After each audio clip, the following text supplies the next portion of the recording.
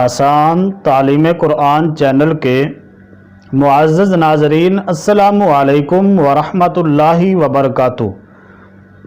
साल 2022 में निसाब कुर्बानी क्या है, यानी 2022 में कितनी रकम पास हो तो कुर्बानी वाजिब होती है। इस मसले को समझने के लिए मैं गुजारिश करूंगा आपसे कि वीडियो को आखिर तक ज़रूर देखिएगा ताकि ये मसला आपको अच्छी तरह समझ आ जाए, और मैं कोशिश करूंगा कि आसान अंदाज में ये मसला आपके सामने वाज़े कर सकूं। आप उससे पहले चैनल को सब्सक्राइब कर दें, साथ बेल आइकन को ऑल पे कर दें ताकि इस तरह के अहम मसाइल पर वीडियोस बर वक्त आपको मिलती रहें। मुअज़्ज़ज़ नाज़रीन, इस साल कुर्बानी का निसाब क्या है, यानी कितने पैसे पास हो तो कुर्बानी वाजिब होती है, इसको समझने के लिए चंद शर्तें जिनका समझना ज़रूरी है, अगर वो पाई जाए तो कुर्बानी वाजिब होती है। वो कौन सी है? नंबर 1, होना, यानी बेवकूफ़ पर, मजनू पर कुर्बानी वाजिब नहीं है। नंबर 2, बालिग होना, नाबालिग पर यानी बच्चे पर कुर्बानी वाजिब नहीं है। नंबर 3, आज़ाद होना। नंबर 4, मुकीम होना, यानी मुसाफिर ना हो। कौन सा मुसाफिर? शरई मुसाफिर। तो मुकीम हो, उस पर कुर्बानी वाजिब है। और नंबर 5 मुसलमान होना, और नंबर 6 माले के निसाब होना। अब जो पहली मैंने 5 शर्तें बयान की हैं कुर्बानी के वाजिब होने के लिए, ये तो बड़ी आसान सी हैं, आपको समझ आ गई हैं। नंबर 6 माले के निसाब होना। अब माले के निसाब कौन है जिस पर कुर्बानी वाजिब है?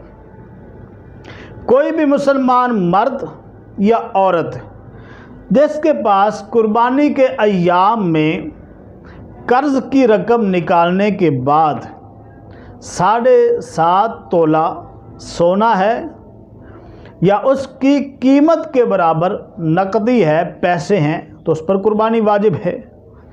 और अगर किसी के पास 7.5 तोला सोना या उसकी कीमत के बराबर पैसे नहीं हैं, तो फिर उसके पास 52.5 तोला चांदी है या उसकी कीमत के बराबर पैसे हैं, तो फिर भी उस पर कुर्बानी वाजिब है।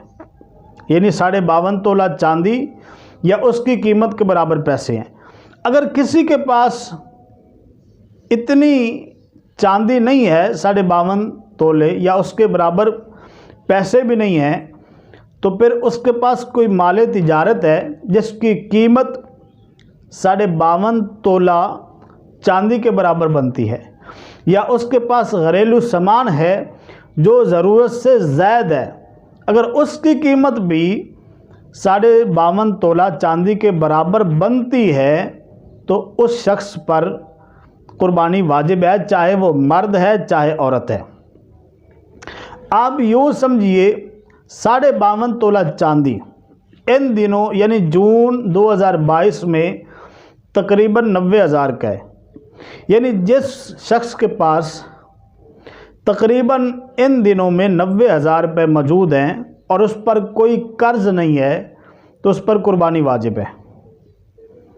तो ये मैंने शराइत भी बयान कर दी हैं, और यहाँ पर यह भी याद रखिए कि घर के जितने अफराद साहिब निसाब होंगे जिनमें ये शराइत पाई जाएंगी, हर एक पर अलग अलग कुर्बानी वाजिब है।